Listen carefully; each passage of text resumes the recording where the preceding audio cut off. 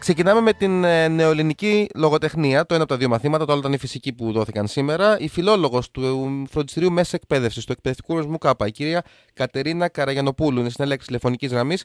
Κυρία Καραγιανοπούλου, καλησπέρα από το Sky. Καλησπέρα και από εμένα. Λοιπόν, σήμερα λογοτεχνία διαβάζω για ένα ποίημα του Σολομού, άκουγα νωρίτερα. Ναι, σήμερα τα παιδιά κλήθηκαν να απαντήσουν σε ερωτήματα που αφορούν το ποίημα του Διονύσου Σολομού, «Ο Κριτικός». Ένα ποίημα που είχε ζητηθεί και το 2011, αλλά άλλα αποσπάσματα του ποίηματος. Άρα δεν θεωρείται έκπληξη? Όχι, κανένα έργο, κανένα κείμενο δεν θεωρείται έκπληξη, όλα είναι στην ύλη, αλλά πρέπει να τα αντιμετωπίζουμε με την ίδια βαρύτητα. Ίσως περισσότερο το ρωτάω γιατί χθες που έπεσε ένα θέμα με διαφήμιση στα νέα ελληνικά του Νεπάλ, για μένα ήταν έκπληξη τέτοια περίοδο, οικονομική εννοώ, επικαιρότητας, να μιλάμε για διαφημίσεις. Σωστά. Εντάξει, και ίσως να είναι άλλο το κριτήριο, μάθημα και η ύλη συγκεκριμένη. Και πρέπει μέσα σε αυτή την αντίστοιχη θεματολογία να εξεταστούν τα παιδιά. Ναι, έτσι κι αλλιώς δεν εξυπηρετεί το ρεπορτάζ, εξυπηρετεί το αν ξέρουν τα παιδιά να απαντήσουν θέματα. Λοιπόν, στη συγκεκριμένη περίπτωση λοιπόν το κείμενο του Σολομού, το ποίημα του Σολομού, «Ο Κριτικός» και τα θέματα. Ναι, τα θέματα ήταν φέτος κατανοητά, εύληπτα.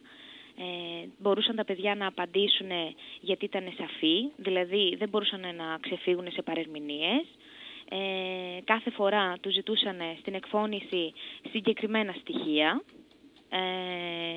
και συγκεκριμένο όριο λέξεων, ειδικά στο Γ1 ζητούμενο. Δεν νομίζω ότι θα αντιμετώπιζαν κάποια δυσκολία, γιατί και στο πρώτο ερώτημα που αφορούσε περισσότερο στοιχεία γραμματολογικά, όπως είναι ο ευρωπαϊκός ρομαντισμός, τους έδιναν τα χαρακτηριστικά αυτά και τα παιδιά πρέπει να τα εντοπίσουν μέσα στο ποίημα. Μάλιστα. Όπως μου το είπατε, επειδή φέτος είπατε δεν υπάρχει κάποιο πρόβλημα, υπήρξαν αντίστοιχες παλιότερες χρονιές που υπήρχε αυτή η ασάφεια ενδεχομένως? Ναι, υπήρχαν.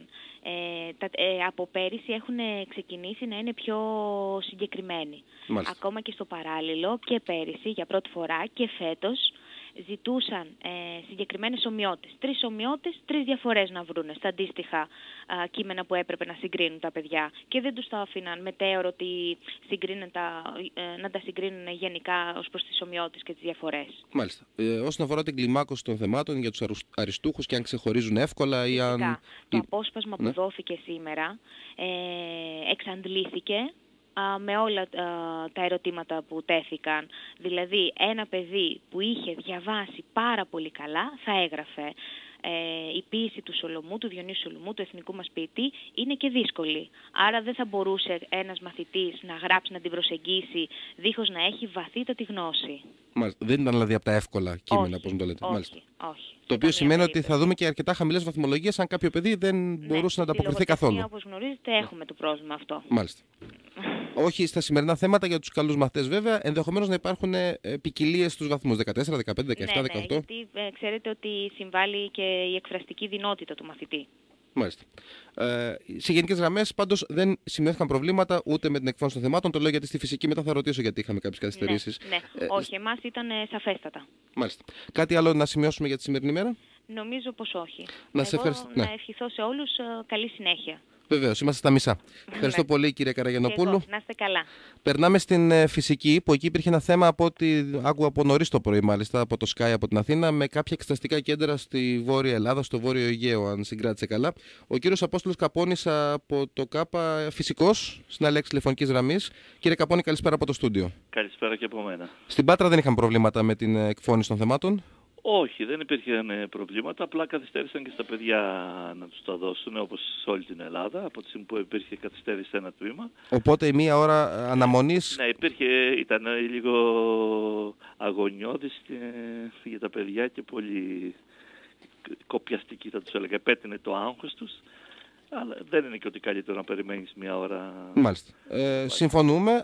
Ευτυχώς ήταν το μόνο πρόβλημα καθυστέρηση στην Πάτρα τουλάχιστον. Δεν είχε θέμα δηλαδή διευκρινήσεων. Δεν υπήρχε πρόβλημα με τα θέματα, με τη διατύπωση των θεμάτων και μετά. Διαβάζω ένα ρεπορτάζ από το διαδικτυακό site από την εφημερίδα Τα Νέα, το οποίο αναφέρει ότι η Ένωση Ελλήνων Φυσικών για τα σημερινά θέματα της Πανελλαδικής αναφέρει ότι ήταν απαιτητικά και απευθύνονταν σε πολύ καλά προετοιμασμένους μαθητές. Ήταν όντως τα δύσκολα της φυσικής? Θα συμφωνήσω απόλυτα με την Ένωση Ελλήνων Φυσικών όσον αφορά ότι είναι απαιτητικά. ήταν θέματα τα οποία ήταν για μαθητές οι οποίοι ήταν πολύ καλά προετοιμασμένοι. Και όταν λέμε πολύ καλά προετοιμασμένοι, ένας μαθητής δεν μπορεί να είναι στη φυσική πολύ καλά προετοιμασμένος όταν προετοιμάζεται μόνο για μία χρονιά στην τρίτη λυκείου. Πολλά από αυτά που ζητήθηκαν σήμερα είχαν τη βάση τους στη φυσική της πρώτης λυκείου.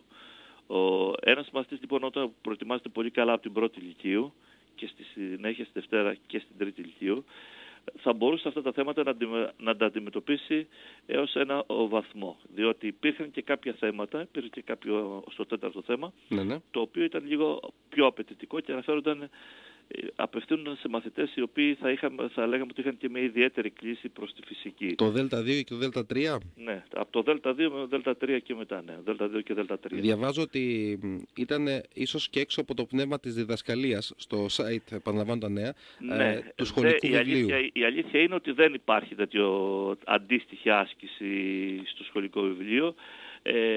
Ξανά έχει συμβεί μία φορά το 2005 πάλι με τη φυσική, όπου είχε πέσει μια αντίστοιχη άσκηση έξω από το πνεύμα, αλλά μέσα στην ύλη. Δεν μπορεί να έξω από το πνεύμα του σχολικού βιβλίου, αλλά δεν μπορεί να πει κάποιος ότι δεν ήταν μέσα σε αυτά που τα παιδιά έχουν διδαχθεί. Δηλαδή σήμερα, με λίγα λόγια, θα κοιτάζονταν μεταξύ τους τα παιδιά όταν είδαν τα θέματα, ή θα λέγανε πρέπει να σκεφτώ τι ακριβώς με ρωτάει και να θυμηθώ την πρώτη λυκείου και τη δευτέρα λυκείου? Στα τρία θέματα πιστεύω ένας καλά προετοιμασμένος μαθητής δεν θα κοίταζε καθόλου, θα πήγαινε πολύ... Για το άριστα. Με πολύ έτσι, προσοχή ιδιαίτερη λίγο στο τρίτο θέμα σε κάποιες, διότι δεν είχε καλά νούμερα, βγαίνανε κάποια... αλλά όμως δεν ήταν τίποτα δυσκολία. Στο τέταρτο θέμα, από το Δ2 και κάτω, εκεί στα παιδιά πανικοβλήθηκαν. Δηλαδή υπήρξαν μαθητές οι οποίοι το γράψανε και το αντιμετωπίσανε. Σωστά είναι. Το γράψαν και το αντιμετωπίσαν σωστά. Ναι, έχω υπόψη μαθητή, ο οποίος το έγραψε όλα, αλλά εντάξει, μιλάμε για μαθητές οι οποίοι έχουν μια ιδιαίτερη κλίση και δεν είναι και αυτό το θέμα.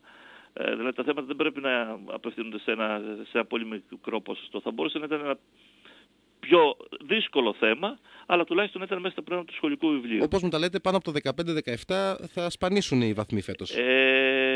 Εντάξει, πάνω από το 17, όποιος έχει πάνω από το 17 φέτος θα είναι από τους πολύ τυχερούς. Θα ξεχωρίζει. Και αυτό θα τον ευνοήσει βέβαια και για τις βάσεις και αργότερα σε σχέση με τους άλλους συμμαθητές του. Τις βάσεις ακόμα είναι νωρίς γιατί έχει ακόμα... Όχι, αλλά μετράμε μέρα με την ημέρα, κύριε Καπώνη, να δούμε ποια είναι τα δύσκολα μαθήματα φέτος, που κάθε χρόνο κρίνουν. Η φυσική κατεύθυνση είναι από μόνη της δύσκολο μάθημα. Έτσι κι αλλιώς λέτε. Έτσι κι αλλιώς. Δηλαδή, και εύκολα να είναι τα θέματα, όσο εύκολα και να είναι τα θέματα, ένα πολύ μεγάλο ποσοστό γράφει κάτω από τη βάση. Μάλιστα.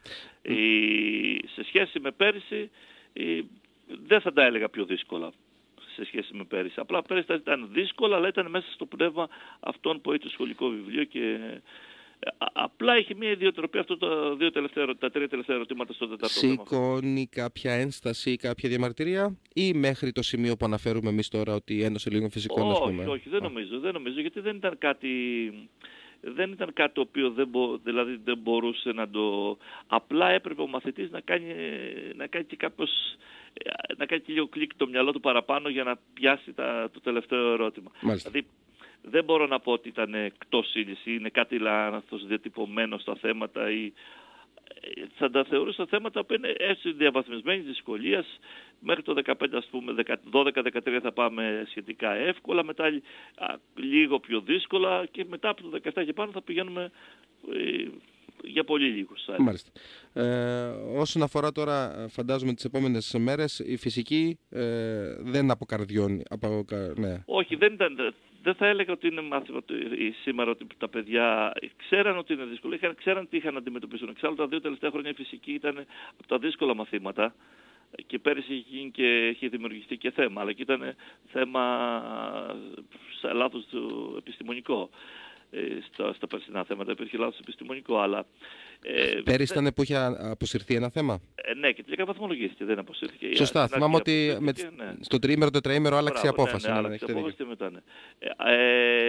Εντάξει, δεν νομίζω ότι ο ένας μαθητής θα απογοητευτεί από τη φυσική, διότι ούτως ή άλλως η φυσική είναι στα δύσκολα μαθήματα. Απλά όσοι γράψανε καλά σήμερα θα είναι πάνω από 17, θα είναι ευνοημένοι σε σχέση με τους άλλους. Εξαρτάται βέβαια Το θέμα είναι να έχουν πάει καλά και στα υπόλοιπα μαθήματα. Διότι ένα μάθημα από μόνο του ή 2 μαθήματα, όταν έχουμε να κάνουμε με 6 ή και για πολλούς μαθητές 7 μαθήματα, δεν σε βάζουν στο πανεπιστήμιο. Στη σχολή που θέλεις. Πρέπει να πας συνολικά καλά σε όλα τα μαθήματα. Μάλιστα. Κύριε Καπώνη, να σας ευχαριστήσω πάρα πολύ. Και εγώ να σε ευχαριστήσω και να ευχηθώ καλή επιτυχία στα παιδιά, καλή συνέχεια και κουράγιο. Βεβαίως. Ευχαριστούμε πάρα πολύ. Να είστε καλά. Εγώ. Γεια σας. Sky 89,4